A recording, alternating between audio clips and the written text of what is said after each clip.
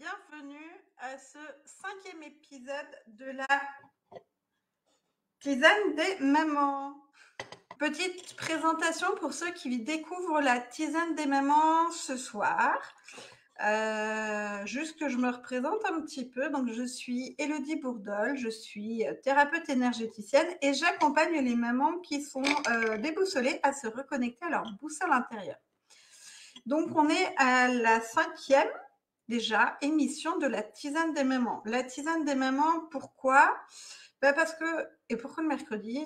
Parce que le mercredi, c'est la journée de la course aux activités, rendez-vous médicaux, et on court à droite, à gauche, au milieu, il faut aller rechercher l'un et rechercher l'autre.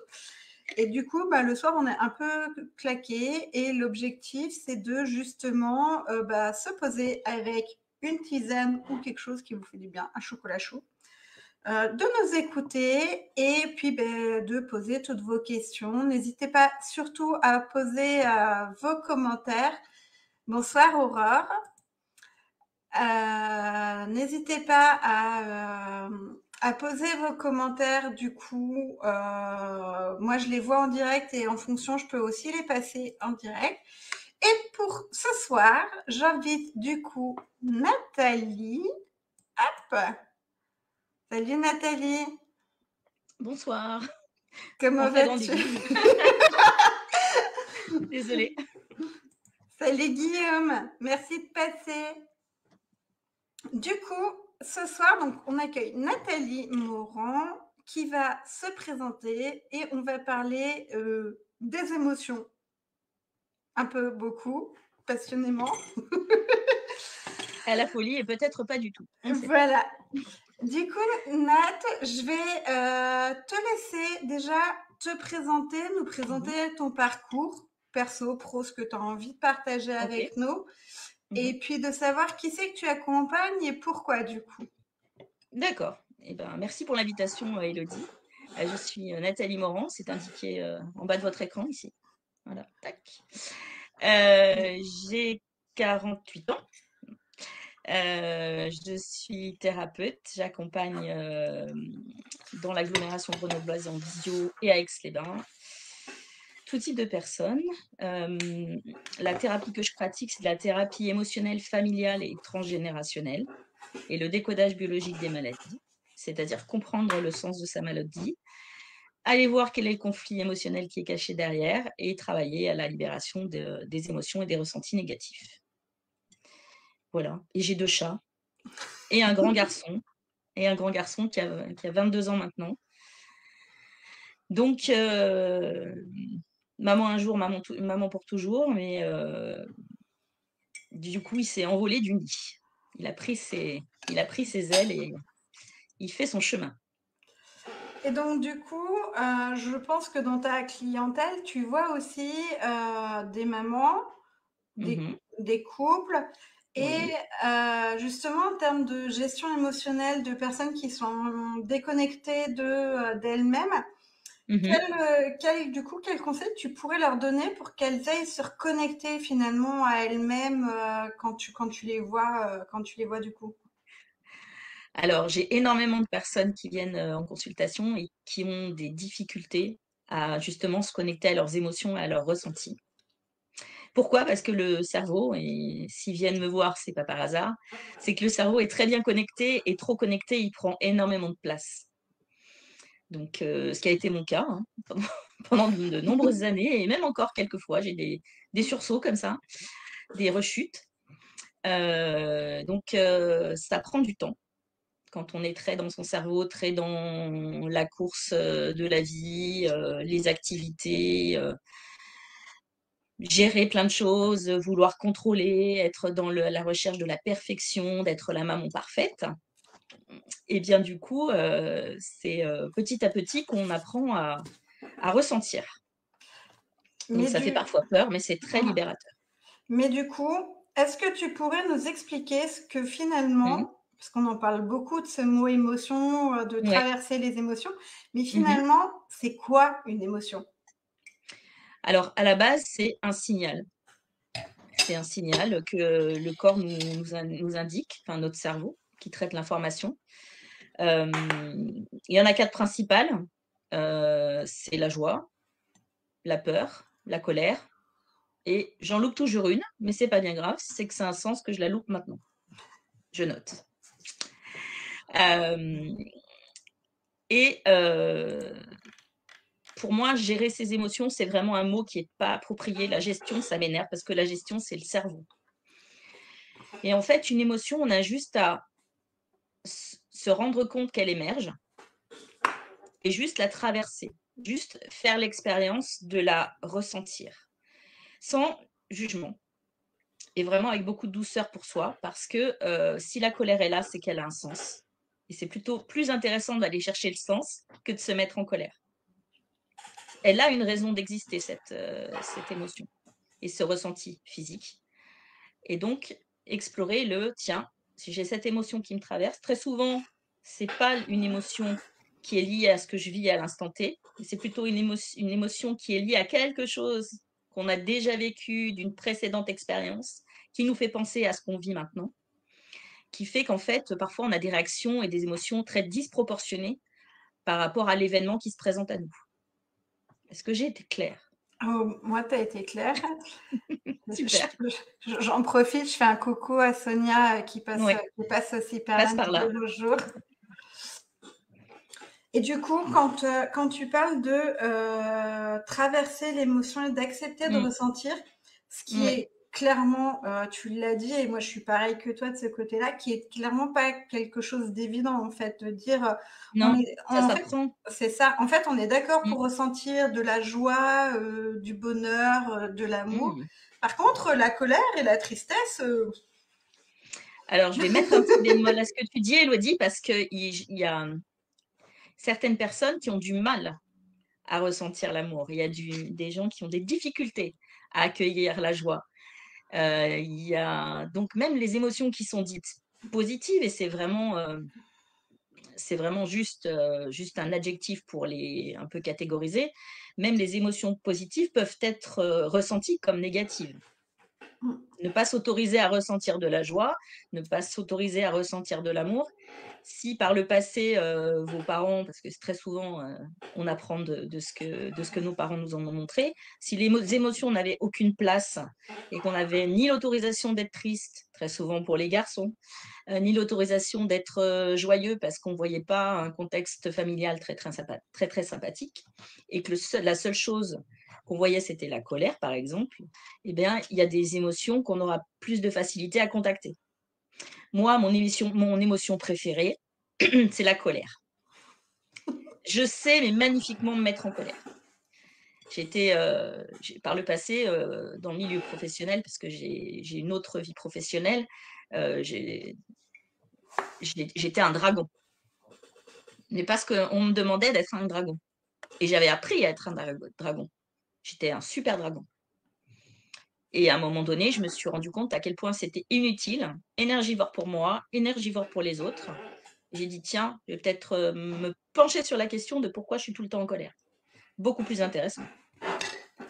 Il y a Sonia qui dit « Trop de joie, ça fait trop de yang du cœur ». Mais un peu de yin, un peu de yang, c'est bien. Juste faire l'expérience de contacter la joie. Juste faire l'expérience de contacter la colère. La peur. La peur aussi, c'est un très beau signal d'alarme. La peur, c'est juste... c'est ma coach préférée qui m'a inspiré ça et qui le dit très, très bien. C'est juste sur un feu de signalisation, c'est juste un orange.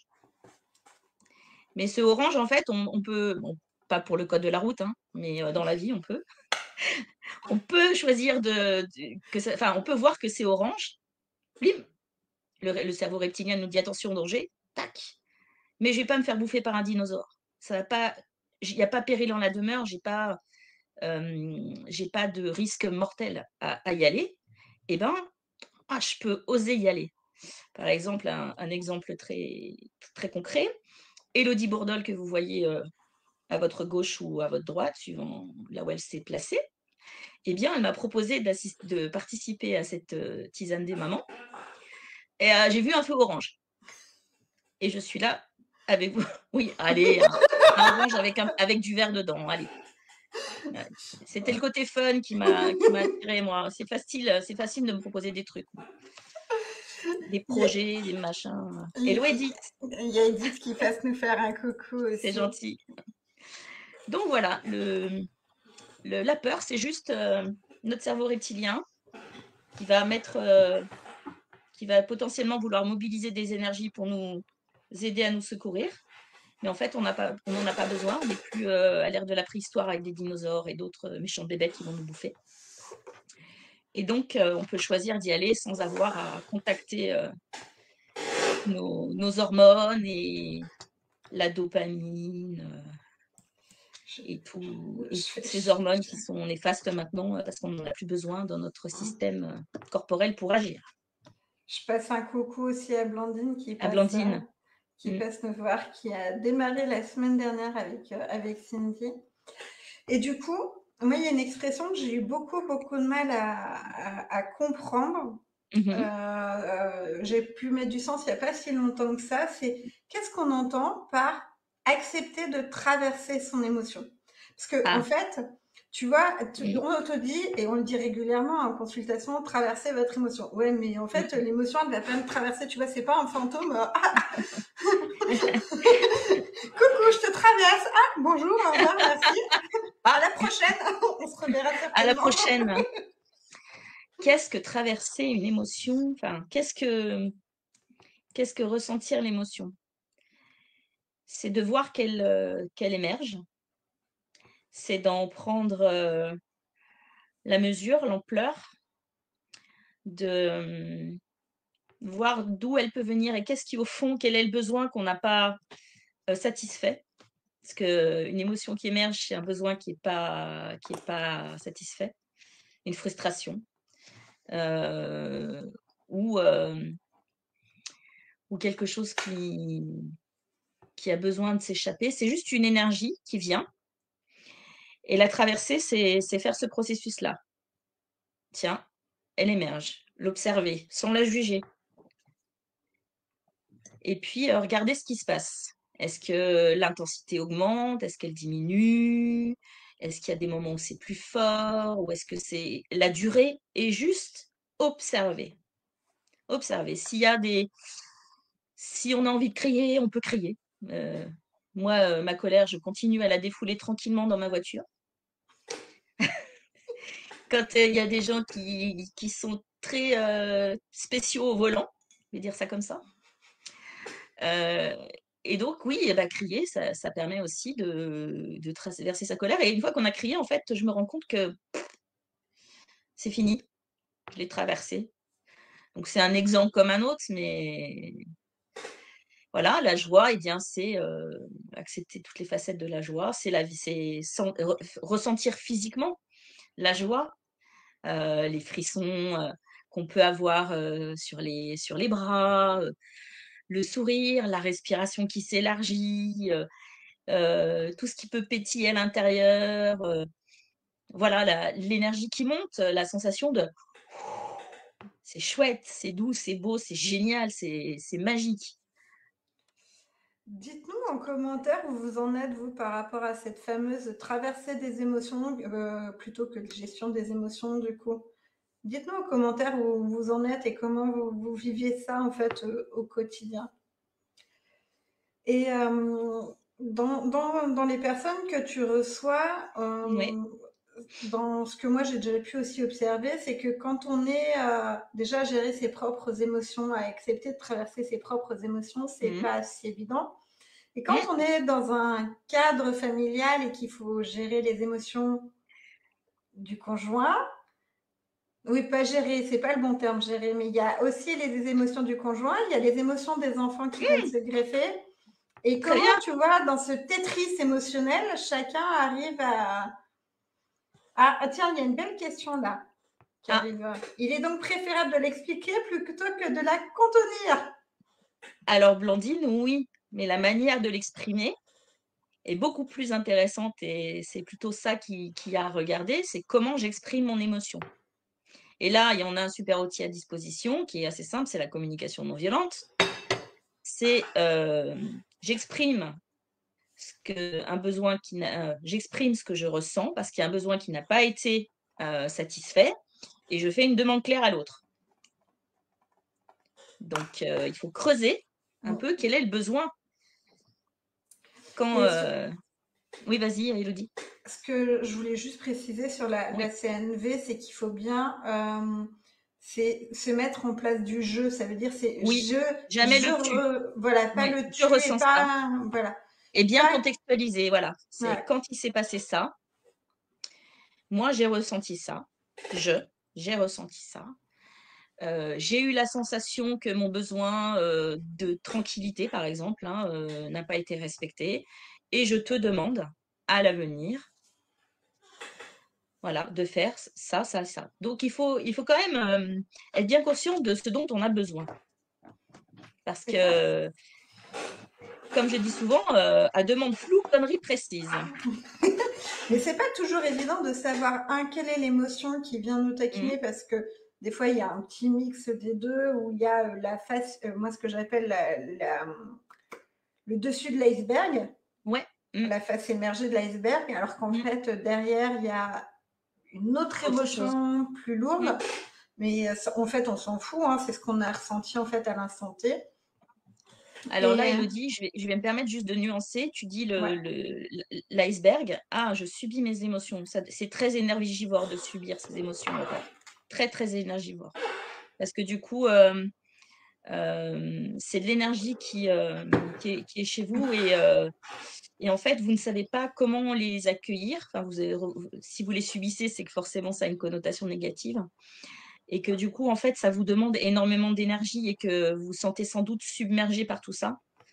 Et donc, c'est en fait une émotion après l'autre. Quand tu parles de l'iceberg, très souvent, il y a des émotions qui masquent une autre. C'est ce que sans doute tu veux dire, Élodie. Ouais.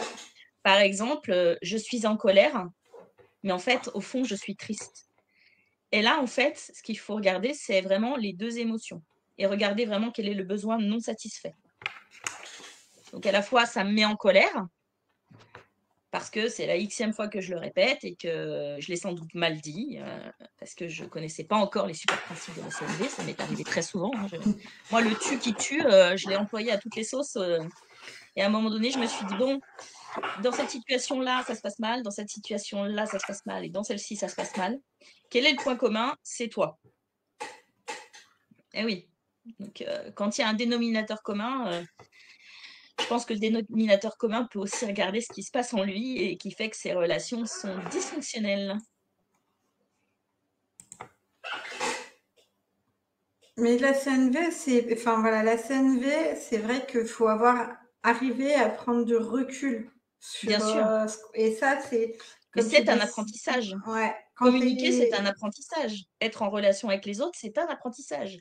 Connaître ses propres besoins, parce qu'on a différents niveaux de besoins. Je ne vais pas reprendre la pyramide de Maslow parce qu'elle est ce qu'elle est, mais elle est intéressante. Mais il y a d'autres modèles qui permettent de vraiment aller regarder quels sont nos besoins intrinsèques.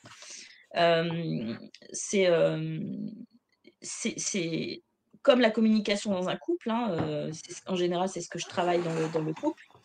Dans les couples, ça s'apprend, c'est un apprentissage. Être en couple, ça s'apprend. Devenir parent, ça s'apprend. Une fois identifié, il faut avoir quelqu'un de réceptif et ouvert à la communication. Alors, Blandine, dans un système, si un élément du système bouge, normalement, si le système est bien fait, les autres évoluent aussi. Donc, comme le colibri, je fais ma part dans le système et je vois ce qui évolue. Et on ne part pas du même endroit tous dans un système, dans une relation, dans une famille. Explorer, expérimenter. Le seul risque, le pire qui puisse vous arriver, c'est que ça fonctionne. Et c'est tout le pire que je vous souhaite. Et puis, même si ça ne fonctionne pas, ou cette impression qu'on a que ça ne fonctionne pas à l'instant T, c'est planter une graine, en fait. C'est de dire, là, en fait, j'ai déjà réussi à exprimer. Et même si l'autre, en fait, on a l'impression qu'il n'est pas réceptif, nous, derrière, c'est une charge émotionnelle en moi parce qu'on a pu dire et on a pu exprimer. C'est ça. Moi, j'aime bien. Puis, quand on sème, on ne récolte pas tout de suite. C'est ça. Il faut le temps du printemps. Ouais. Et puis, c'est aussi... c'est aussi croire que c'est possible. C'est aussi une croyance, en fait. Si je crois que ça ne peut pas évoluer et que la personne... Alors, personne ne change, mais les gens ont la capacité d'évoluer. Et si je crois que la personne en face de moi n'est pas en capacité d'évoluer, quelque part, je la limite dans son évolution. Expérimentez. Ouais, Vous risqueriez d'être surprise. c'est ça. Et moi, je reviens en fait sur le commentaire d'Aurore qu'on a vu avant, je subis mes émotions. En tout Oui. cas, sur cette expression des émotions, c'est vraiment un sujet, je pense qu'on pourrait y passer, mais alors des jours et des jours à Oh oui. parler des émotions. Oui.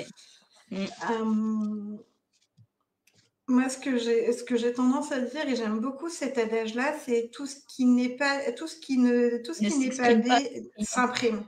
Mm. Tout ce Ouais, qui c'est ça. s'exprime pas s'imprime. Et à un moment donné, et en plus, c'est une photo que j'ai pas partagée, mais que j'ai vu défiler sur mon feed aujourd'hui. Mhm. C'est justement les sacs là sur le dos qui sont de plus en Oui. plus lourds parce qu'en fait, bah, j'ai pas exprimé, j'ai pas assumé mes besoins.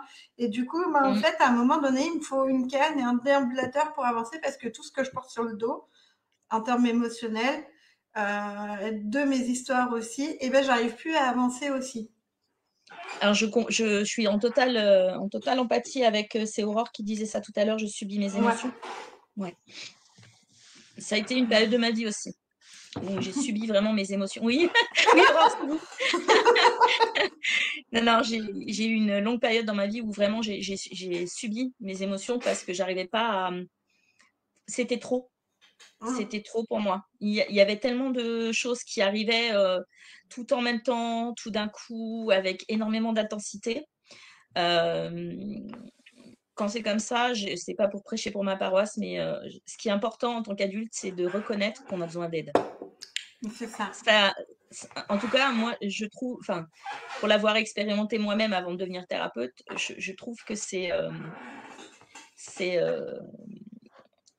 aussi être adulte de savoir demander de l'aide. Et des fois, même quand on le sait, bonne soirée Sonia, même quand on le sait, voilà, on l'oublie vite, on a tendance à l'oublier vite, mais être adulte, c'est avoir aussi la capacité de dire je n'y arrive pas ou je me sens impuissant. Là, j'ai besoin, tout seul, ça va pas être possible, j'ai besoin d'un coup de main. Et c'est OK. Là, c'est la posture d'être adulte aussi. Et puis, on serait pas autant sur cette planète si on n'avait pas à demander à nos congénères de nous soutenir de temps en temps. Bah, Sans être des béquilles, sans demander des béquilles. C'est ça. Moi, je te rejoins tout à fait parce que c'est pareil, moi, l'acceptation de traverser des émotions, ça a été quelque chose d'hyper compliqué. Et puis au-delà de ça, du coup, moi, je pareil que toi, j'ai eu besoin de me faire accompagner, d'avoir cette soupape de sécurité. Moi, j'appelais ça vraiment ma soupape pour éviter que la cocotte émotionnelle, ça se avec des dégâts collatéraux. Et se faire accompagner, moi j'ai envie de revenir sur cette notion-là de se faire accompagner parce que en tant que maman, on a cette notion d'être des super mamans avec la cape de la super héroïne, on est des invincibles, on fait 15 000 trucs en même temps et à un moment donné on arrive au mode burn-out, j'en peux plus, je vais être sur une île déserte sans les gamins, sans le conjoint, je veux foutez-moi la paix. Et que en fait, oui, on est des super mamans, mais qu'on peut avoir besoin d'un coup de main à un moment donné, et c'est pas pour autant qu'on enlève notre cap. Alors, j'ai voulu être une super maman, et je sais que je vais pas me faire des amis en disant ça. Tant pis, c'est le jeu. Mais en fait, qui est-ce que vous cherchez à sauver? Concrètement, qui est-ce qui vous a montré qu'une maman, ça devait être dans le sacrifice? Personne, c'est quelque chose qu'on s'est mis dans la tête. La perfection, ça n'existe pas. Désolée. Désolée, moi, quand on me l'a dit la première fois, je suis tombée de ma chaise, j'étais en PLS, j'étais allongée par terre. Non, c'est une exigence à la con. Pardon, je dis des gros mots. C'est pas une grave. exigence à la con qu'on se met sur le dos nous-mêmes. Parce qu'on croit qu'à la fin du parcours, on va avoir la médaille de la meilleure maman de l'univers. Alors, je vais vous le dire tout de suite. Si vous croyez à ça, vous avez faux. Tout faux. Mais sur toute la ligne. Pourquoi? Parce qu'en fait, vos enfants là, je vais vraiment pas me faire des copains, il y a des copines. Allez, j'y vais. Mais vas-y. Vos enfants ne vous doivent strictement rien. Rien. Alors, souvent les mamans se plaignent, moi j'ai été la première: «Oui, mon fils est un ingrat. Oui, je sais, Aurore, il faut être parfaite». Mais non, la société, vous êtes pas obligé d'écouter, en fait. Donc je vais revenir à mon propos. Vas-y, Hem, vas-y. vos enfants ne vous doivent strictement rien. Vous leur avez vous avez fait l'amour, vous avez conçu un enfant magnifique, super, il est là, il respire, il mange, il dort, tout va bien. Vous prenez soin de lui, c'est votre job, c'est votre rôle, vous êtes des parents. Au-delà de ça, qu'il vous fasse un collier de nouilles, c'est super. Qu'il vous souhaite bonne année maman, joyeuse fête maman, je t'aime, super. Mais ça, en fait, on vous doit rien, en fait. Les gamins ne vous doivent rien. Ils n'ont pas à vous aimer. Ils n'ont pas à vous aimer. Vous avez fait ce qu'il fallait faire. La survie biologique, c'est ça. Vous faites des enfants, vous prolongez la biologie humaine, votre lignée, et ils sont là, ils sont au monde, ils perpétuent un nom, du sang, une histoire familiale plus ou moins sympathique. Moi, en général, au cabinet, je vois pas forcément des histoires familiales très sympathiques, mais c'est le rôle d'un thérapeute. Sinon, on irait boire un café et ça irait très bien. C'est ça. Mais voilà, en fait, un gamin ne vous doit rien. Moi, honnêtement, hein, mon fils, il y a eu plein de Noël où il m'a pas souhaité joyeux Noël. Ça fait bien belle lurette qu'il ne me dit pas bonne fête maman, j'ai pas de cadeau. Mais tant mieux, tant mieux. Le cordon ombilical est coupé, il sait que je l'accueille quoi qu'il se passe dans sa vie. Il m'a appelé pas plus tard que tout à l'heure, il y a à peu près 2 heures, pour prendre de mes nouvelles, super. Mais ça n'est pas un dû. La médaille, vous ne l'aurez pas. La seule médaille que vous pouvez avoir, c'est celle que vous allez vous donner, vous. La reconnaissance que vous donnez à vous-même. Qui est-ce qui va donner le barème de la meilleure maman? Personne. Vous faites le job, vous faites ce qu'il y a à faire et basta. Vous êtes une bonne mère. Votre enfant, il est dans la vie, il est bien éduqué, il est heureux, il finit par s'installer avec quelqu'un ou pas, il se sent libre, il explore le monde, il est heureux tout simplement. Et Ouais. c'est ça qui est chouette.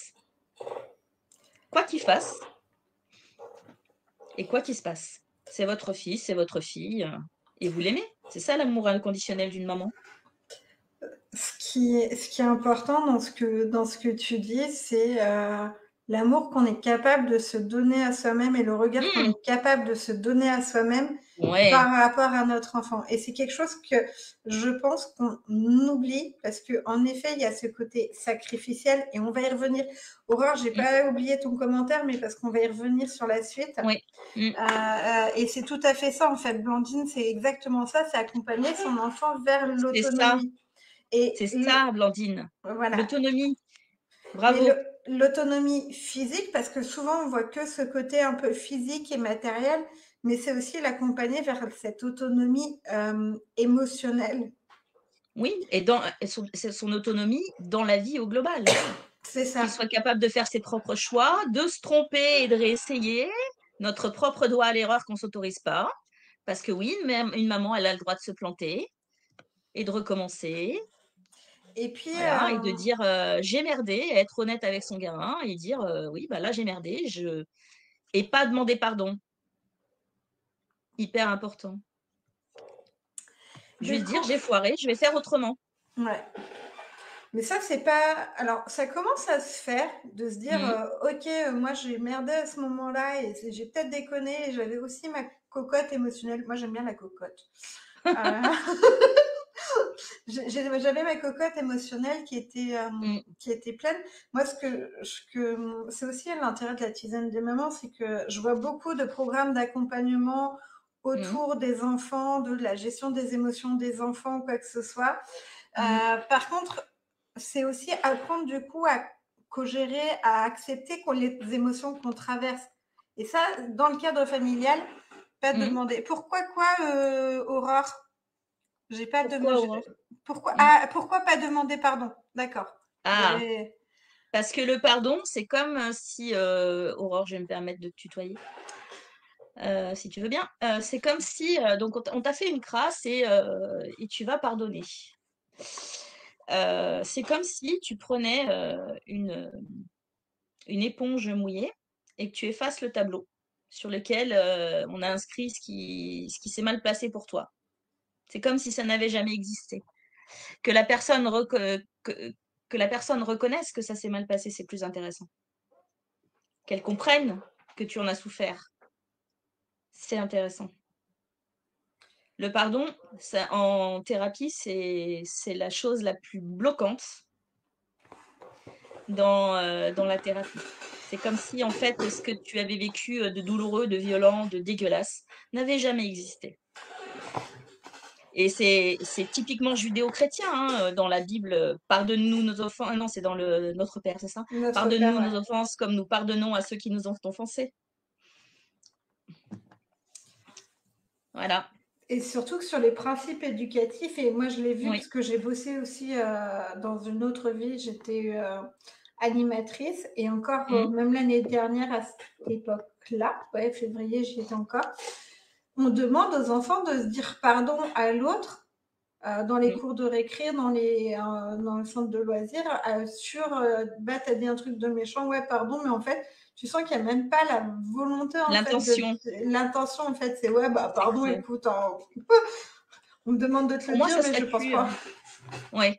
C'est vide de sens parce qu'on leur demande de le faire. Donc, il n'y a Hum, même pas l'explication du sens.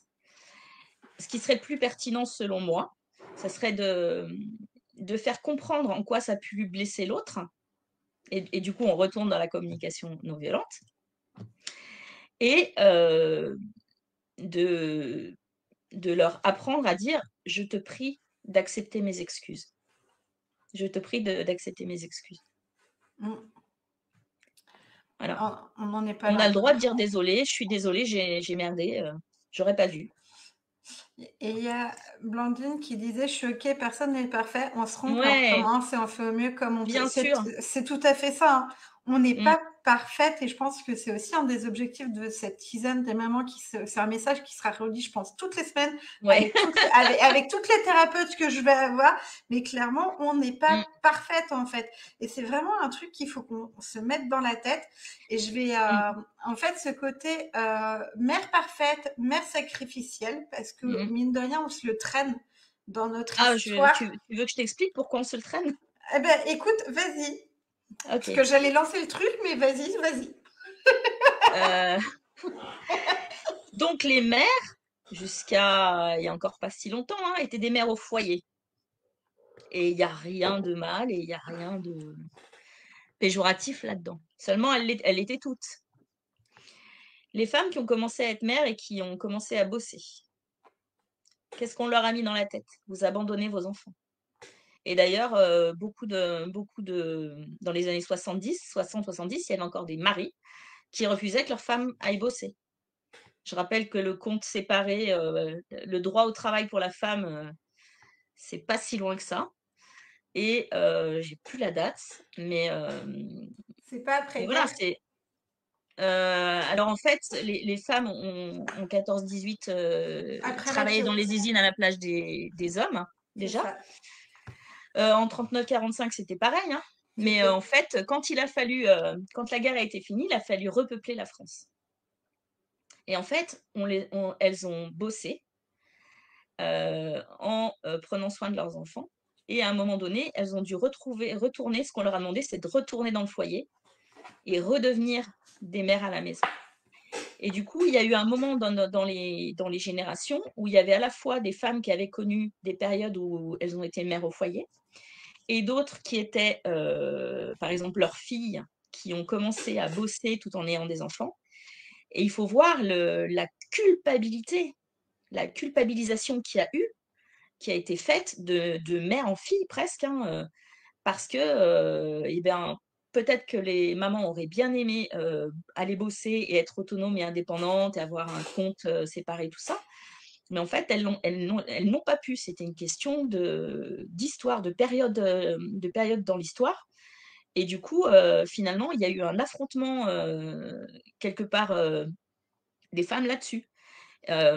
Moi, très clairement, j'ai posé mon congé mat, je suis repartie travailler juste après. Eh bien, j'ai eu des commentaires assez désagréables, parce que je retournais bosser. Parce que j'aurais dû être une bonne mère au foyer. C'est mon ressenti pour moi. Je suis maman et c'est normal de ne pas travailler. Mmh.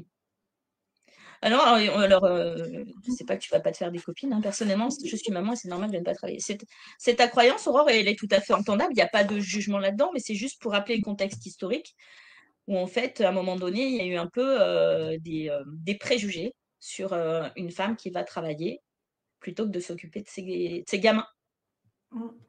Mmh. Et puis, moi, je remonterais Donc plus il fallait être loin. parfaite. C'est ça. Puisqu'on Et avait décidé d'aller bosser, et ben, il fallait être parfaite au boulot, parfaite à la maison, parfaite avec les enfants, pas faire de Et, vagues. et parfaite avec monsieur, de Mmh, exercer son devoir conjugal en ouais, temps et en heure. mmh. Il y a encore des manuels d'éducation féminine, des années 50-60 qui sont que quand on les regarde, ça fait froid dans le dos. Mmh. Aurore, c'est par rapport à quoi, du coup, tu Mmh. te sens en décalage avec la société d'aujourd'hui? Parce que c'est intéressant ce que tu dis. Moi, j'ai senti ce décalage-là. Moi, j'étais plutôt dans l'inverse, c'est que j'ai eu mes enfants et j'ai eu, c'est pareil, ce besoin de retourner en fait travailler, ce besoin Mmh. de vie sociale hyper importante. Il n'y a que après ma fille, après le décès de ma fille, où le retour au travail était extrêmement compliqué, mais il y avait un énorme trauma et un énorme choc. Mais après mes garçons, je sais que le besoin de retourner dans une espèce de vie sociale était hyper importante pour moi. Pourtant, Mmh. j'ai adoré mes enfants et j'ai adoré être à la maison, mais j'avais besoin de pas être qu'une mère, et j'allais Mmh. dire qu'une vache en même temps. Enfin, c'est très péjoratif, mais voilà. C'est intéressant ce que tu dis. Ah! Alors Aurore, pour moi, les femmes doivent pas travailler. J'ai vraiment du mal avec ça, je sais pas pourquoi. Donc c'est une croyance qui est bien ancrée. Ouais. C'est OK. Juste observer d'où elle vient. Donc là, on pourrait aussi en parler des heures mais du coup, regardez dans l'histoire familiale ce qui s'est passé pour le rôle des femmes. Sans doute, voir si à un moment donné, il n'y a pas des enfants qui ont été en danger, voire qui sont morts de manière tragique, hein. Donc, en général, la mort d'un enfant, c'est toujours tragique, mais dans des conditions particulièrement violentes, où la mère n'était pas là et elle n'a pas su protéger ses enfants. Donc, c'est une hypothèse, hein, mais qu'en fait, il fallait que la femme reste à tout prix la maman, pas la femme, la maman soit à tout prix à la maison pour protéger ses enfants. Donc, c'est peut-être sans doute quelque chose de viscéral dans le besoin de je dois protéger mes enfants. Bah, regarde, t'as la réponse. Ouais, vu qu'elle travaillait. Ouais, des fois, on n'a pas besoin de remonter très très loin dans l'histoire familiale. Donc oui, Aurore, tu n'as pas envie de reproduire la même chose avec tes enfants, tu n'as pas envie qu'ils ressentent la même souffrance que toi. Donc c'est logique que pour toi, c'est juste pas pensable d'aller travailler. C'est totalement logique par rapport à ton système.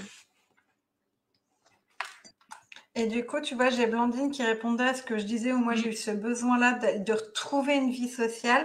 mm, Voilà, tu vois, et c'est marrant parce que en fait là, vous êtes deux avec deux schémas complètement différents. ouais, Et en fait, mm. c'est génial et moi j'adore Hyper riche, ça. ouais. Mm, Voilà, mm, mm. où on a plutôt quelqu'un qui est en mode, moi je ne veux pas aller travailler et c'est ok, hein, il y a aucun jugement là-dessus. Et une autre personne qui nous dit, bah, en fait, moi j'avais ce besoin-là, en fait, de retrouver une vie sociale et de pas être mère au foyer, en fait. Mm. Juste comprendre qu'il y a un sens à ça dans les deux cas Mm. et que c'est tout à fait entendable. Et juste rapprocher ces deux expériences-là, ça permet en fait de comprendre ce qui se passe dans le système de l'autre, donc chez Blandine, et comprendre chez Aurore ce qui se passe. Et du coup, en fait, la compréhension, en fait, ça amène plus de douceur. Et du coup, peut-être qu'Aurore, maintenant, elle a la capacité à rentrer dans le monde d'eux et de voir ce que c'est et de comprendre qu'en fait, il y a ni bien ni mal. Non. C'est juste un choix. C'est juste dans la mesure où vous faites des choix conscients que c'est OK. Quand ce sont des choix inconscients qui sont portés par autre chose qu'une vraie décision, là, c'est autre chose. Ah, le conscient et l'inconscient aussi, on pourrait en faire un débat pendant des heures. Oui, mais écoute, tu me reprogrammeras au mois de décembre si tu veux sur l'inconscient et le conscient. Ça sera avec plaisir. Ouais, on va déjà finir le programme jusqu'en Oui, ça juin sera déjà pas après. mal. Du coup, tout à l'heure, tu parlais d'un. Je voulais rebondir sur Ouais, quelque mais chose qui je vais était. Je vais revenir dessus sur le Tetris familial Mais c'est émotionnel. c'est OK, Aurore. C'est OK, Aurore, de ne pas être capable de le faire. Si c'est si vous l'appréciez ce choix, si ça vous nourrit, si c'est génial pour vous, bah, c'est super, Mazel Tov. C'est génial. C'est ça. Continuez, profitez-en. En fait, Aurore, ce qui est hyper important, c'est que si toi, tu es en accord avec ton choix, en fait, c'est le plus important. Et si la Mm. voisine, elle fait l'inverse de toi, mais qu'elle est aussi en accord avec ses choix à elle, c'est aussi OK, en fait. Il y a cette notion de sa propre perception de la réalité qui est sa Mm. réalité. Et en fait, on a notre réalité qui ne va pas être la même réalité et vérité de la voisine, en fait. On a des histoires différentes. Et tu vois, à contrario, Aurore, moi, c'est pareil, j'ai une maman qui a beaucoup travaillé, un papa absent. Et en fait, bah, moi, ça m'a donné ce goût au travail. En fait, moi, j'étais là, j'ai été élevée dans le monde du travail de très bonne heure. Et du coup, j'ai cette notion du travail qui est hyper forte, hyper ancrée à l'intérieur de moi, au point que j'en ai fait un burn-out. Hein, mais, Ouais. mais du coup, tu vois que même avec potentiellement le même schéma familial, je mets des guillemets hein, parce qu'on ne vit pas toujours tous la même chose, en tout cas on ne le ressent pas de la même manière, on peut avoir deux comportements complètement à l'opposé, ou en disant moi j'en ai souffert et du coup bah, moi je vais faire l'inverse, ou au contraire en disant bah, j'en ai peut-être souffert mais c'était quand même un modèle et du coup je vais m'engendrer et je vais m'engager dans la même voie et faire une répétition du cycle aussi. Merci Blandine pour ton commentaire, mais c'est tout à fait ça Oui. en fait. C'est ça. Si ça coince pas. Voilà. Alors Ah, ça, ok. Tu dis les réflexions des gens. Les réflexions des gens, c'est justement c'est des gens, donc. Ouais. Ils ne marchent pas dans tes baskets, Aurore. Ils ne vivent pas ta vie. C'est ça. Et en fait. Tu es une adulte et tu es maître de tes décisions et tu as la possibilité de redécider quand tu veux. Donc ça, c'est le jugement que les autres te portent. Et à un moment donné, tu peux juste dire OK. Et poubelle. Ça rentre Je choisis de prendre ou de ne pas prendre. En fait, ces réflexions-là, ça reste la vie des gens et leur propre réalité, leur propre vérité. Et ils vont te répondre ça en fonction de ce que eux ils ont également vécu. Donc, très souvent, ils projettent leur propre peur, leur propre schéma. C'est ça. Ouais. Et donc, du coup, ils n'ont pas vécu ce que toi, tu as vécu, ils n'ont pas ressenti ce que toi, tu as ressenti. Donc, en fait, bah, c'est OK. Si toi, tu es bien avec ça, en fait, la vie des gens, bah, ça reste la vie des gens. Hein. Et puis, j'ai envie de dire, qui sont-ils pour juger? Personne. La seule qui peut regarder sa conscience, c'est toi.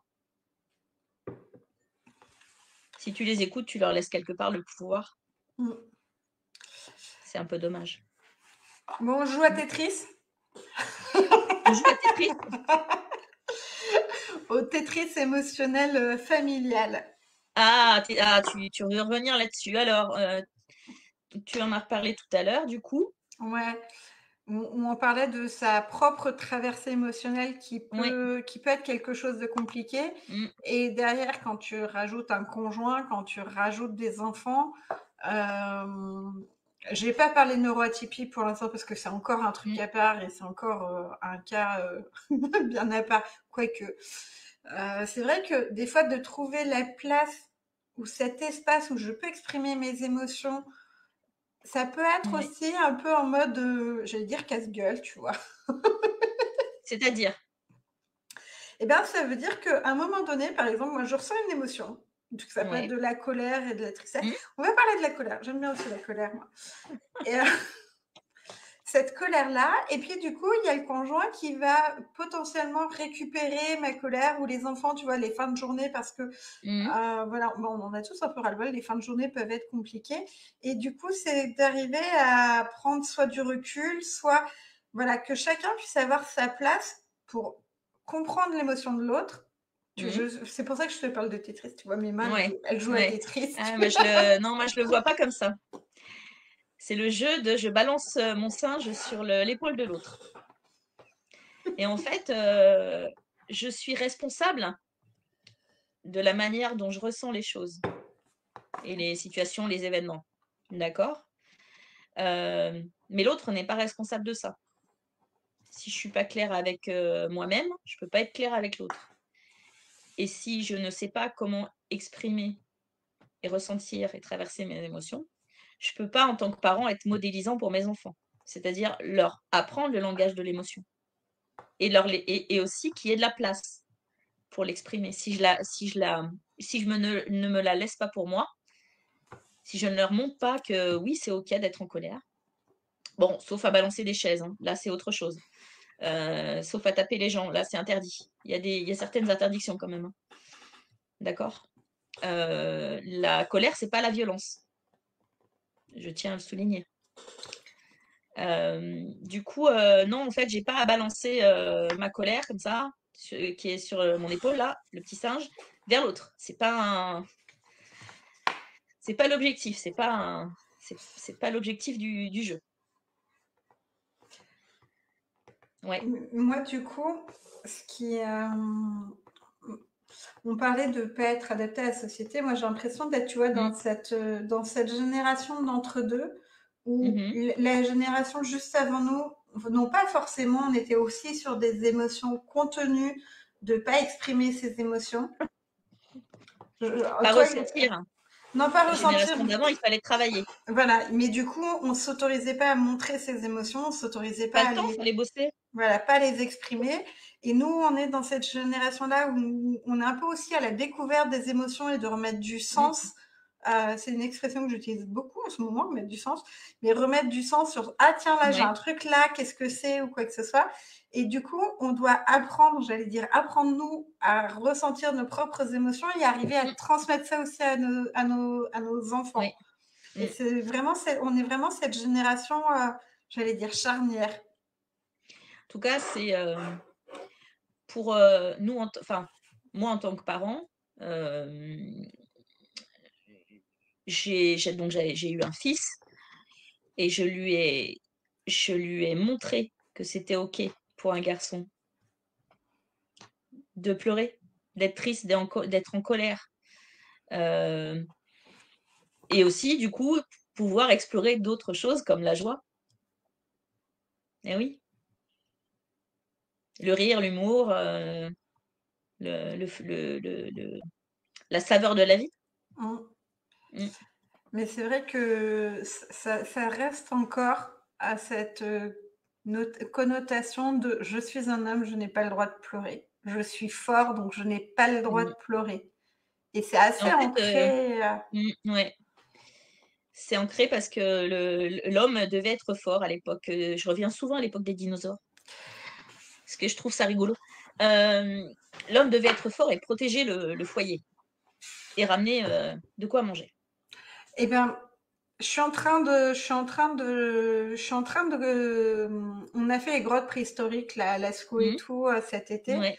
Et du coup, ils sont en train de remettre en cause les recherches paléontologiques. Donc, Il y a trop de syllabes dans ce mot-là. paléontologie, ça fonctionne très bien. Voilà, où en fait, du coup, toutes les recherches qui ont été faites à l'époque étaient déjà Mhm. sur une recherche patriarcale. Donc, Mhm. l'homme le dominant, et la femme reste au clan pour travailler les tissus, pour s'occuper Mhm. du. Mais en Et là, fait, il n'y avait pas de domination. C'est juste qu'ils n'avaient pas le même rôle. c'est ça, ils n'avaient pas le même rôle. Et en fait, aujourd'hui, ils sont même en train de se dire que peut-être que dans les chasseurs, Mhm. il y avait aussi des femmes qui assuraient ce rôle de d'assurer la sécurité,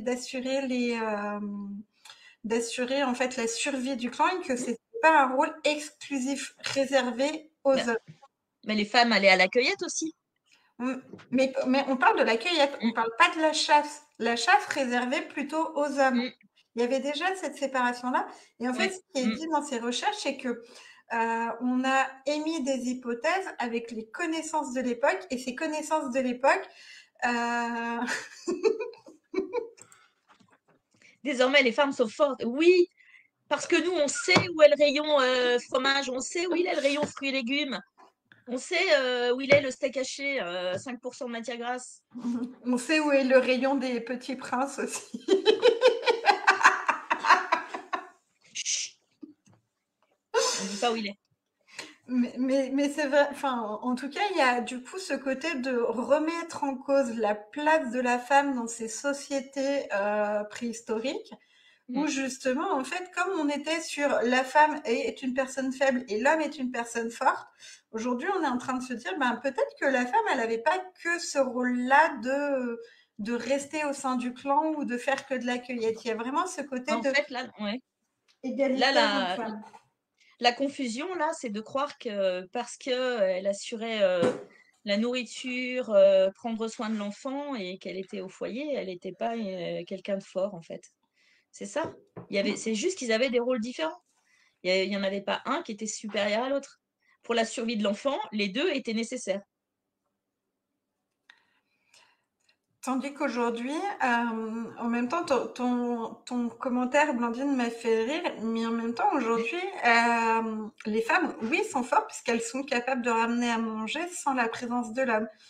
En ayant été maman solo, et il y a beaucoup de femmes qui ont cette difficulté à passer le cap pour plein de raisons différentes, et clairement, c'est pas ce soir qu'on Mmh. va en parler, mais du coup, c'est est-ce que la première question qu'on se pose, et pour être sur plein de groupes Facebook sur là-dessus et tout, Mmh. c'est la première question, c'est est-ce que je vais être capable d'assumer toute seule?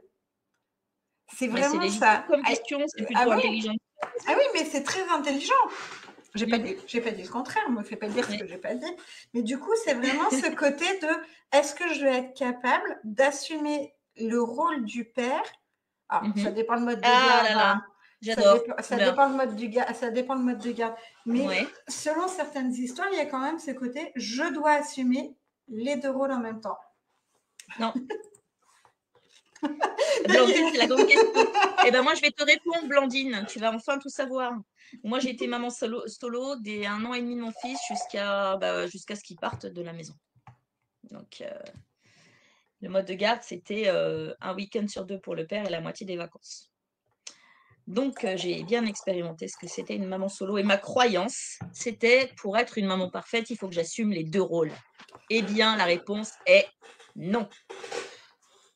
Nine, no. Après, en pleine langue européenne, c'est no aussi. Non, j'ai pas à remplacer le rôle du père. Le père fera ce qu'il a à faire ou pas, c'est son choix. Mais moi, c'est d'être pleinement une mère. Bien sûr, je peux mettre du cadre, de la sécurité, mais l'enfant ne le percevra pas de la même manière que si c'était son père qui lui avait donné. Donc, j'accepte que potentiellement, mon enfant ait quelques insécurités.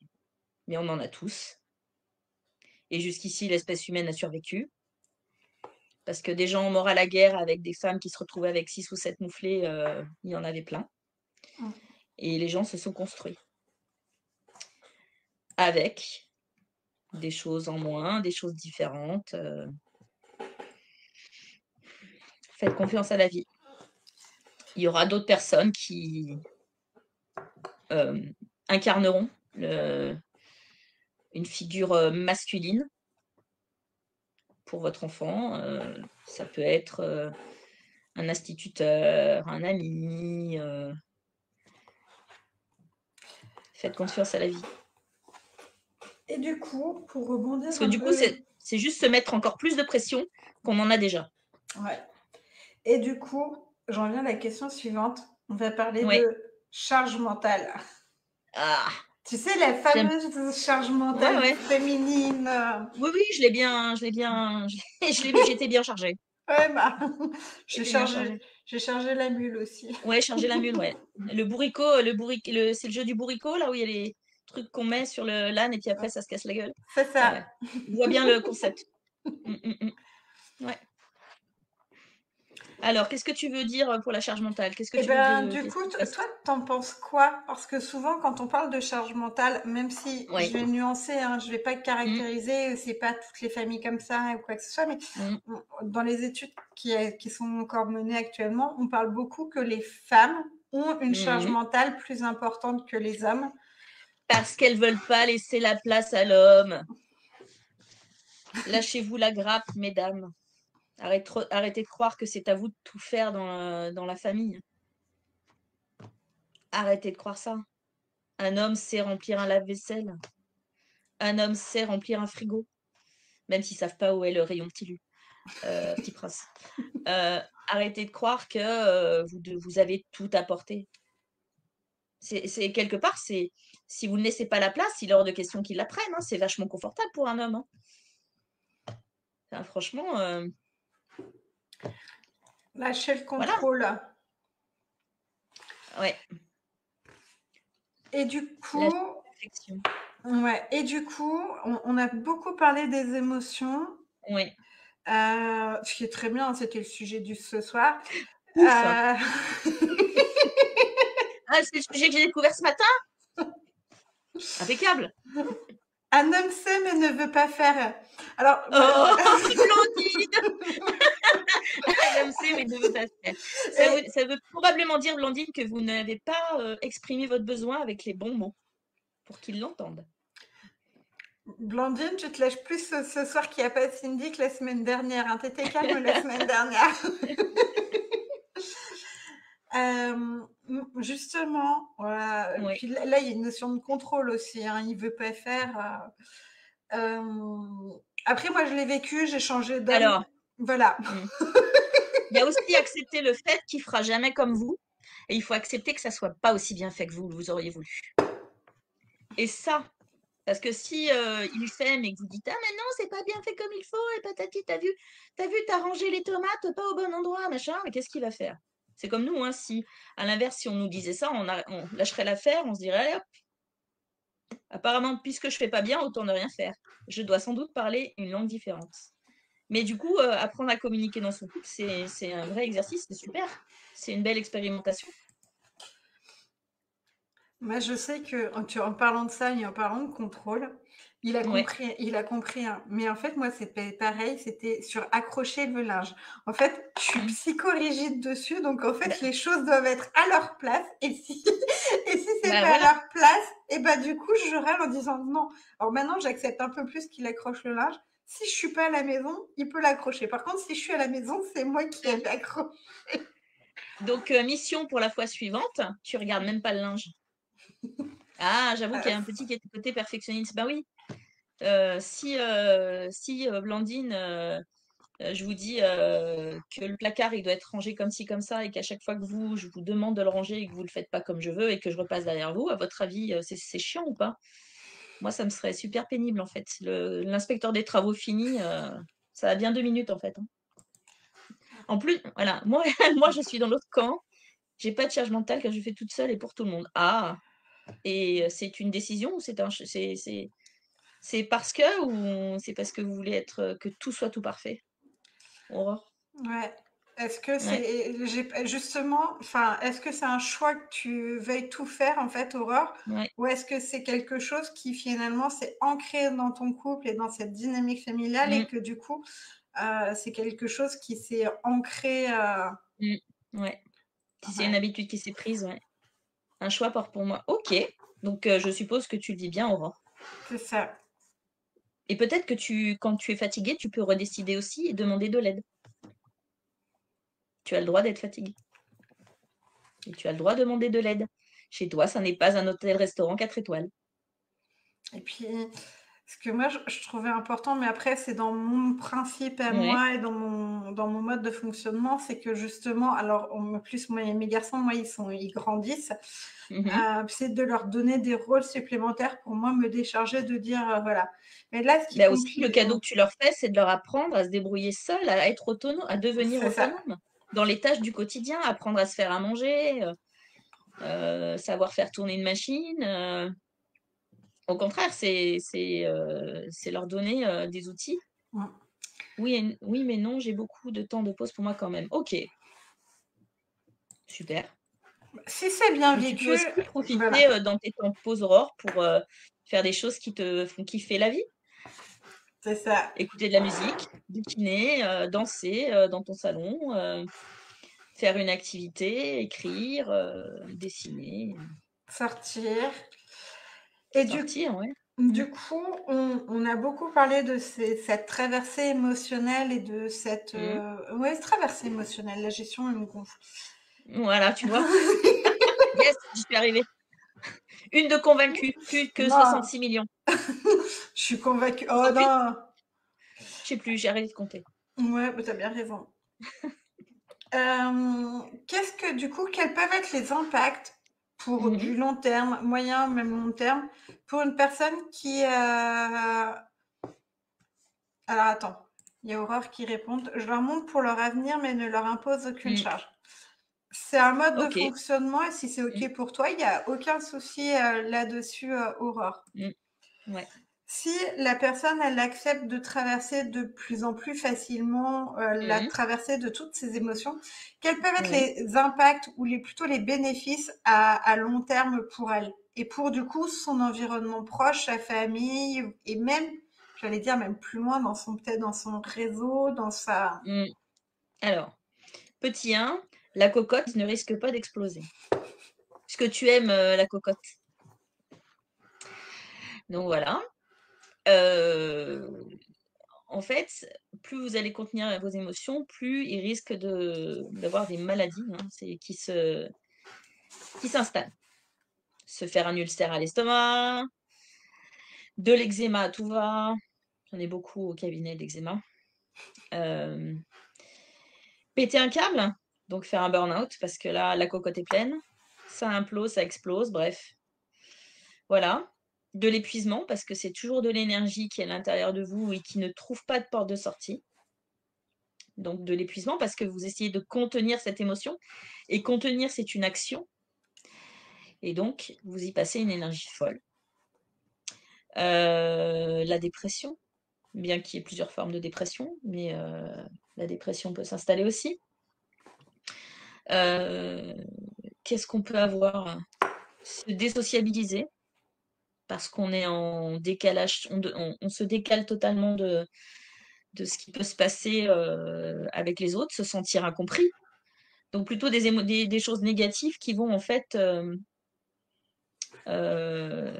quand on les traverse pas, qui vont en fait accentuer la problématique plutôt que de trouver des portes de sortie.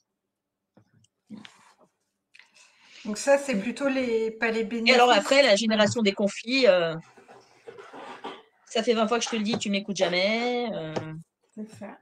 Les gros mots, les insultes, la violence, contre soi et contre les autres. Et surtout, en ce moment, au cabinet, j'ai certains cas où certaines personnes où c'est vraiment de l'énergie qui se retourne contre soi-même. Donc, enfin, des pensées qui peuvent amener à retourner cette violence contre soi-même. Et puis, qu'est-ce que j'allais dire? Les maladies auto-immunes qui attaquent l'identité.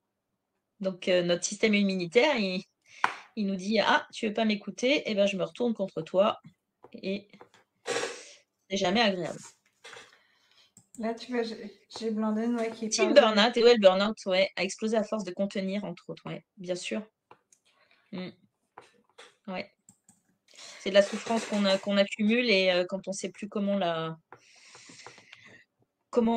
on voit plus les signaux, et ben voilà, burnout, épuisement, dépression, Le corps mm, qui souffre aussi. Du bien coup, sûr, ouais. Mm. là, tu nous as parlé de l'impact si on n'exprimait pas nos émotions sur du long Ouais. terme, à quoi et tout ce qui Mm. pouvait être, j'allais dire, désagréable. Et Ou du des éléments coup, de vie qui vont vous montrer qu'à un moment donné, tiens, il y a quelque chose qui n'a pas été réglé. c'est ça. Et du coup, à l'inverse, quels pourraient être les bénéfices? Qu'est-ce que la personne, elle peut en tirer, Mm. même au niveau relationnel dans le couple ou dans son environnement, d'être en capacité de traverser ces émotions, d'arriver à les exprimer, d'arriver à... Alors, moins de stress pour soi et pour les autres, donc c'est déjà un gros bonus. Et si c'est moins de stress, c'est plus de qualité de la relation, augmentation de la qualité des relations, de la qualité de la relation avec soi-même aussi. Parce que la plus grosse violence qu'on puisse infliger, c'est contre soi-même. Quand on ne reconnaît pas sa propre valeur. Quand on ne reconnaît pas ses qualités, ses capacités à accueillir, à être en lien avec les autres, les compétences qu'on a. Et du coup, pas reconnaître sa propre valeur et être dans l'auto-jugement et l'auto-flagellation en permanence, je crois que c'est la plus grosse violence qu'on s'inflige en fait. Et elle est tellement, tellement plus puissante, plus dangereuse pour soi que c'est une des plus grandes causes de souffrance quand on se juge, quand on est dans la culpabilité aussi. Je ne sais pas si j'ai répondu à ta question. Oui, donc, moins de stress, plus de joie dans les qualités, augmentation des qualités, de la qualité de la relation, ouverture, apaisement, respiration plus fluide, c'est plus léger. La vie n'est pas vécue comme une stagnation ou quelque chose de douloureux. Et on peut voir la vie de manière beaucoup plus positive aussi, parce qu'il y a énormément de bons côtés, et c'est aussi une décision qu'on prend, de la voir du bon ou du mauvais côté. Le côté obscur de la force, c'est bien, mais être un Jedi, c'est tellement mieux. Team Jedi. Et aussi être plus authentique avec soi et avec les autres. Et apprécier le chemin qu'on parcourt aussi. Ça, c'est chouette. De dire la vie, c'est un chemin. Et que, en fait, chaque étape est une opportunité et pas une contrainte, une violence, quelque chose de douloureux. Encore une tuile. J'ai encore perdu ma carte bleue. Ça, c'est le TDAH. La culpabilité, ma pire ennemie. Ah, ouais. Blandine, qu'est-ce que la culpabilité? C'est un système génial, la culpabilité, qui est horrible. C'est la seule manière de garder le contrôle sur une situation, enfin, d'avoir la sensation de garder le contrôle sur une situation sur laquelle on n'en a aucun. Voilà.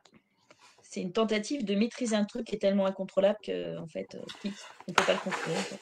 Il n'y a rien à contrôler. En fait, Blandine, c'est pas la culpabilité qu'il faut que tu lâches, c'est le perfectionnisme qu'il faut lâcher du coup. Ah. Parce que c'est ce qu'elle disait un peu plus haut dans les commentaires, qu'elle était un peu perfectionniste. Il y a Aurore qui disait, alors j'ai pas vu à quel moment ça affichait, je dois apprendre à faire ça. Aurore, dis-nous ce que tu dois apprendre à faire du coup par rapport au discours de Nathalie. Lâcher la culpabilité. Ouais. Je ne sais pas. Et dites-nous du coup à celles qui sont présentes du coup ce qui résonne là par rapport à ce que Nathalie elle a dit, s'il y a des choses que vous voulez qu'on aille voir un peu plus loin. Culpabilité. Culpabilité à droite, perfectionniste à gauche. C'est très bien, il y a une très belle latéralité. Trouve l'air d'autoroute. Ça doit engendrer beaucoup de migraines, Blandine, non? Ça doit bien prendre la tête tout ça. C'est bien. Ouais, oui, autoflagellation, mais continuons. Ouais, Aurore, l'autoflagellation, on a été, je pense, éduqués dans une société judéo-chrétienne qui nous a bien appris que la vie, c'était se repentir de nos péchés pour atteindre éventuellement le paradis. Donc si ça, c'est pas une notion de perfectionnisme, je ne sais pas d'où ça vient.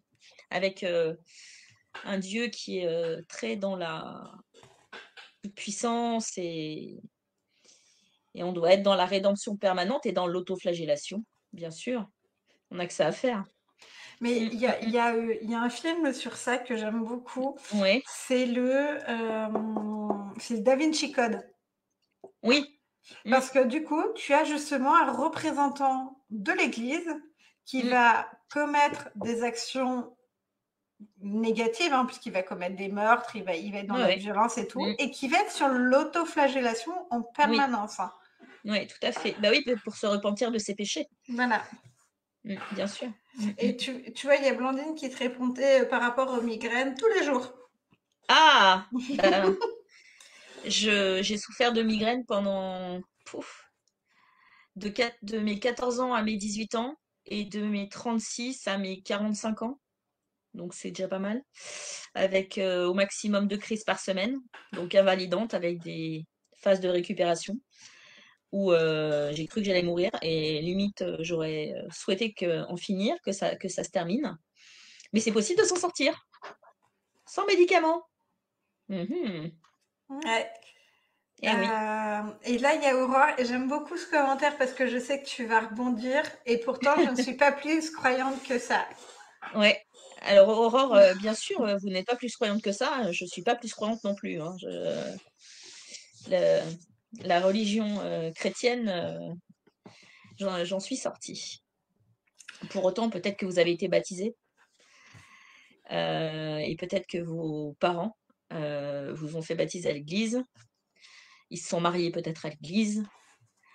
Vos grands-parents, eux, ont sans doute été baptisés, mariés, ont sans doute fait leur première communion, leur confirmation, mariés, l'extrême-onction. Oui, voilà, bah oui. Donc en fait, on baigne dedans. C'est notre culture quelque part. C'est ça. Et puis, Donc, on a l'apprentissage, on a l'apprentissage dès le collège, voire même avant, en fonction de l'école où on est, de cette mm, histoire judéo-chrétienne qui est ancrée en nous, en fait. mm. On a baigné dedans. C'est l'environnement dans lequel nos familles, sauf si elles sont d'autres origines que dans des pays chrétiens, mais en tout cas, voilà, même si on n'est pas, nous, croyants pratiquants, ni même croyants, toujours est-il que moi j'ai été baptisée, on m'a rien demandé, hein. Je me souviens pas qu'on m'ait fait signer un papier disant que j'autorisais à ce qu'on me baptise. Et j'ai fait ma première communion, hein, je suis allée au catéchisme. Donc en fait, quelque part, notre culture et notre société, elle est baignée là-dedans. Elle baigne là-dedans. Je fais un coucou vite fait à Cindy qui passe aussi Ouais, vite fait. coucou vite fait, Cindy. Et du coup, tu vois, Blandine, elle gère ses migraines La litho. avec de la litho, ouais. Donc ça soulage, mais ça n'empêche pas les crises. C'est ça. Ouais. Donc, et pareil, hein, moi, c'est pareil, j'étais au catéchisme. Moi, j'ai fait première et deuxième communion. Ah, quand même. Bien, Ouais, bien. ouais, ouais. Moi, T'as j'étais été enfant. plus studieuse que, T'as été plus studieuse que moi. Mon père a eu la bonne idée de faire une connerie à la réinscription et il m'a inscrit 2 fois à la même année du catéchisme. Et donc, du coup, j'ai dit, c'est terminé. Je refuse d'y aller. Je vais pas me retaper le programme de l'année dernière. J'ai même été jusqu'à être enfant de cœur. Tu vois, moi, j'étais sage à cette époque-là. C'est pas une question d'être sage, c'est une question d'être dans une foi et une croyance qui est tout à fait entendable si c'est ta foi. Mais À l'époque, ouais. Mm, voilà. Mais en tout cas, on a été élevé avec des principes éducatifs qui sont quand même tirés de cette religion-là. La vie n'est que souffrance, repentez-vous, demandez pardon, honorez votre père et votre mère. Voilà. Alors qu'on a le droit de pas aimer ses parents, hein. Si ça a été des bourreaux, pourquoi les aimer, quoi? Ouais. Je veux dire, ça serait une torture, quoi. On a le droit de pas aimer ses parents, hein. On n'est pas responsable d'eux, on ne leur doit rien, hein. Comme nos enfants ne nous doivent rien. Et du coup, on va voir. Est-ce que tu Mhm. aurais Ouais. un petit exercice ou des petites astuces pour Mhm. justement intégrer un petit peu tout ce qu'on a dit Mhm. dans le quotidien, en fait, cette traversée émotionnelle? Ah, la vache. Sur la traversée émotionnelle, Ou ce qui te passe, écoute, hein, ou ce que toi, tu où as ce qui envie passe. ce que toi, tu envie de partager avec nous sur cet exercice-là. En tout cas, pour s'aider Euh, à se reconnecter à soi mhm. et à cette boussole intérieure. Parce que bon, quand même, je ne l'ai pas trop sorti ce soir, l'histoire de la boussole intérieure, mais Ouais. aller exprimer ses émotions, c'est aussi aller se Mhm. reconnecter à sa boussole intérieure. C'est Oui. ça. Et D'ailleurs, donc, voilà. il n'y a pas 36 solutions, hein. C'est prendre du temps pour soi. Et c'est pas obligé d'être 3 heures dans une journée, hein, tous les jours, hein. Mais je vais vous partager un conseil qu'on m'avait donné il y a quelques années. Que je pétais un câble avec mon fils. C'était vraiment, je savais plus comment faire. J'étais impuissante à trouver une solution. D'ailleurs, je crois que c'est à ce moment-là que mes migraines se sont redémarrées. Et on m'avait dit, quand vous sentez qu'il y a quelque chose qui vous dépasse, qui vous met en colère ou vous êtes au bout du rouleau, vous allez 5 minutes dans la salle de bain et vous fermez la porte. Et donc, pour pas que j'implose, que j'explose, que je casse un verre, tout ça, ou que je m'énerve, en fait, j'allais dans la salle de bain. Et alors là, c'est juste se brosser les cheveux, respirer, se brosser les dents. J'aime beaucoup me brosser les dents. En plus, ça fait des super dents, c'est très joli. Mais en tout cas, voilà, 5 minutes, je me brosse les dents et je respire. Enfin, je respire pas quand je me brosse les dents, mais après. Pour, OK, poser le cerveau 2 minutes, être dans je me brosse les cheveux, allez, je respire. La respiration, c'est la clé en fait. Respirer. J'ai passé des années avec mon fils à vivre en apnée. Et quand je dis en apnée, c'était en apnée. Je passais mes journées en apnée, du moment où je me levais jusqu'au moment où je me couchais. J'ai fait de l'apnée. J'aurais pu faire le Grand Bleu. Jacques Mayol, c'était moi. Les descentes. Vraiment, respirer. Quand quelque chose survient avec votre enfant, avec votre mari, quand vous commencez à souffler, à commencer à être dans la colère du dragon, juste respirer. Ça met de la clarté. Ou boire un verre d'eau. Pas en même temps, mais s'hydrater. Non, mais c'est vrai, à un moment donné, il faut revenir au basique. Respirer, bien dormir. Mais c'est vrai, vraiment, hein, c'est exactement le. Oui, super Blandine, tu vas voir que tu auras des dents blanches et que tu auras un sourire ultra bright. En plus, je prends une commission pour ce conseil. Non, vraiment, vraiment, c'est se brosser les dents. En plus, on médite pendant qu'on se brosse les dents. C'est un geste assez automatique. Et moi, mes meilleures idées, c'est quand je me brosse les dents. Je devrais me brosser les dents tout le temps.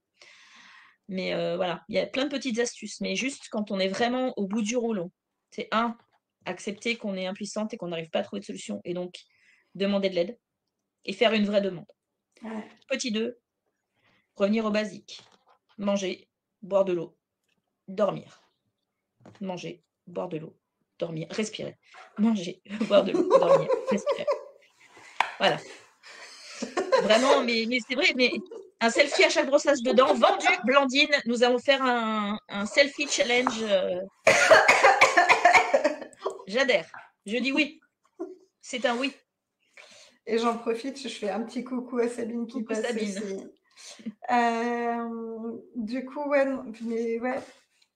En cas de dépression, en cas de moins bien, en cas de traumatisme, de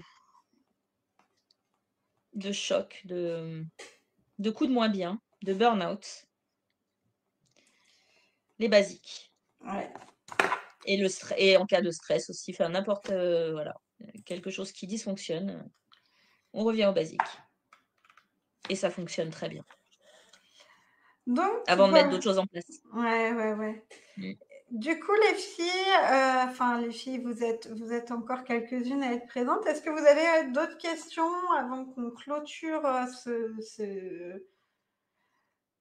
cette tisane des mamans, ce cinquième Bonsoir Céline. ce cinquième épisode? Je fais une petite annonce, j'en profite, hein, on est sur la fin. La semaine prochaine, je suis en vacances, donc je vais profiter de mes enfants. Ouais, mais Et de tes vacances. Ouais, je vais profiter de mes vacances. Ouais, Cindy, bah, la Merci respiration, Cindy. ouais. Alors, moi, elle est où? Blandine, fais attention à pas te brosser les dents juste avec de la métisse, hein. Je suis pas sûre que tes dents, elles apprécient à chaque fois. Comme tu parlais de lithothérapie pour Ouais, non, calmer pas tes en même temps. migraines, peut-être pas en même temps. Donc la semaine prochaine, il n'y aura pas de tisane des mamans, puisque du coup, je prends des vacances aussi. Bien mérité.